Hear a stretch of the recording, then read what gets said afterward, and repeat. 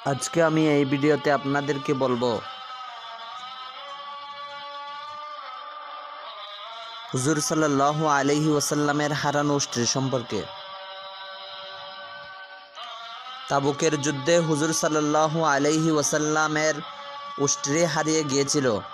এক মুনাফিক মুসলমানকে বলল, তোমাদের মুহাম্মদ তো নবী দাবি করে এবং তোমাদেরকে আসমানের কথা শোনায়, অথচ তার উষ্ট্রির কবর তার কাছে নেই। হুজুর সাল্লাল্লাহু আলাইহি ওয়াসাল্লাম যখন মুনাফিকের এ কথা শুনেন তখন ফরমালেন, নিশ্চয় আমি নবী এবং আল্লাহ আমাকে অদৃশ্য জ্ঞান দান করেছেন। শুনো, আমার উষ্ট্রি অমুক জায়গায় দাঁড়ানো আছে, এক বৃক্ষের সাথে ওর নাকের রশি আটকে গেছে।